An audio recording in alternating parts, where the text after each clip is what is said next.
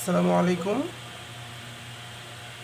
আয়কর গোয়েন্দা ও তদন্ত ইউনিট অফিস সহায়ক পদের গণিত অংশের সমাধান 2024 31শে মে 2024 সালে অনুষ্ঠিত পরীক্ষা অফিস সহায়ক পদের গণিত অংশের সমাধান নিয়ে চলে আসছি। চলুন তাহলে সমাধান করা যাক। বলা ছিল প্রথম অঙ্কে 100 টাকায় 10টি লেবু কিনে 20টি লেবু 220 টাকা বিক্রি করলে শতকরা কত লাভ হবে। আমাদের কাছে শতকরা চেয়েছে, তাহলে সহজে যদি চিন্তা করি, এখানে 10টি লেবুর মূল্য কত?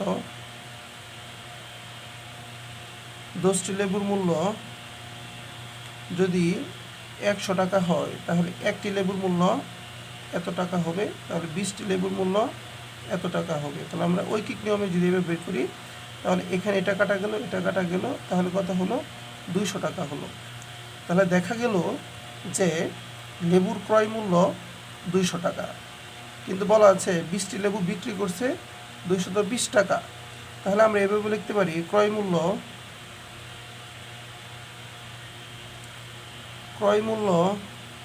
200 টাকা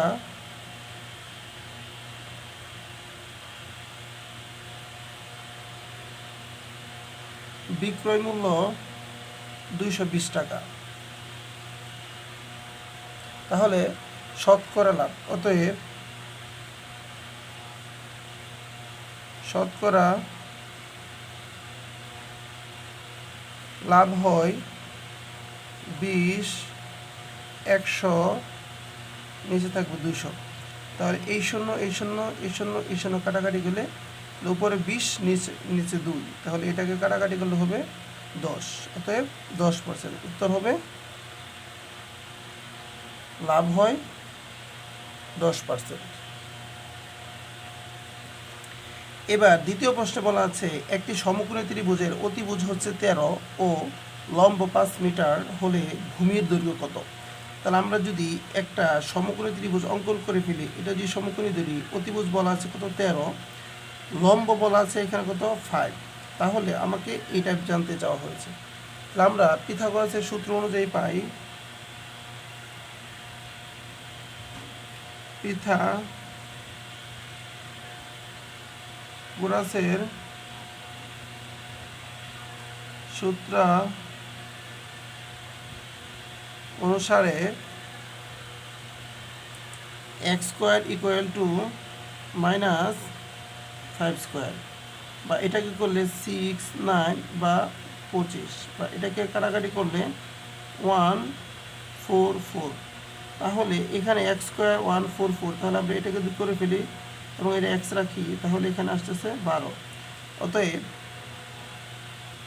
উত্তর 12। তার মানে x = 12 হবে। and then 3 নম্বর প্রশ্নে বলা আছে উৎপাদকে বিশ্লেষণ করো এটাকে। 4x² - 13x - 12, এটাকে উৎপাদকে বিশ্লেষণ করতে বলা আছে। আমরা জানি যে প্রথম অংশ এবং লাস্টের অংশ যদি একটি সংখ্যা থাকে, তাহলে তাদেরকে গুণ করে গুণফলকে আমরা উৎপাদকে বিশ্লেষণ করলে বা উৎপাদক করলে, তাহলে আমরা সহজে মিডল টার্ম করতে পারবো। তাহলে এখানে আছে কত? 4, আর এখানে আছে কত? 12। তাহলে 4 বার আমি কত পাইলাম? 48। এই 48কে যদি আমরা কি করি? উৎপাদক করতে চাই, তাহলে 2 দিয়ে কাটাকাটি করলে 2, 4, আবার 2 দিয়ে দিলে 1, 2, আবার 2 দিয়ে দিলে 6, আবার 2 দিয়ে দিলে 3। তার মানে দেখা গেল কি যে 2, 2, 2, 1, 2, 3, 4, 2, 3, 2 দুগুণে 4, 4 দুগুণে 8, আর 2 16, 3 16 48। তাহলে আমরা একটু যদি তুলে নিই ব্যাপারটা, উৎপাদকটা, এখানে হচ্ছে 4x² - 13x - 12। তাহলে এখানে আমরা এমন একটা জিনিস করতে হবে মিডল টার্ম, যে যোগ করলে অথবা বিয়োগ করলে 13 বানাইতে হবে। তাহলে আমরা এখানে যদি একটু আসি, এখানে আমাদের উৎপাদক ছিল 2, 2, 2, 2, 3। তাহলে 2 দুগুণে 4, 4 দুগুণে 8, 8 দুগুণে 16, 16 এখানে আছে 3, তার মানে যোগ করলে অথবা বিয়োগ করলে মিডিল এটা সংখ্যা হতে হবে। তাহলে 16 থেকে যদি আমরা 3 বিয়োগ করে দিই তাহলে 13 হচ্ছে। তাহলে আমরা এখানে লিখতে পারি 4x², তাহলে এখানে আমরা 16 দিয়ে দিব, 16x প্লাস, কারণ কি প্লাস করে 16 থেকে মান 3 বাদ দিয়ে দিব, এটা দিয়ে দিলাম। তারপরে হচ্ছে আমরা এখান থেকে কমন নিব, এখন এখান থেকে 4x কমন নেওয়া যায়, এখান থেকেও 4x কমন নেওয়া যায়। তাহলে 4x কমন নিলে এখানে থাকবে শুধু x, মাইনাস এখানে থাকবে শুধু 4, এই যে প্লাস, এখান থেকে 3 কমন নেওয়া যায়, তাহলে 3 কমন নিয়ে নিলাম, x মাইনাস 4, এখানে 4 কমন থাকবে। তাহলে দেখা গেল এইটা এবং এটা মিল আছে, তাহলে আমরা এখান x মাইনাস 4 আর বাকিগুলো আমরা x প্লাস 3, তারপর দেখা গেল আমাদের এইটাই হবে এটার অ্যান্সার।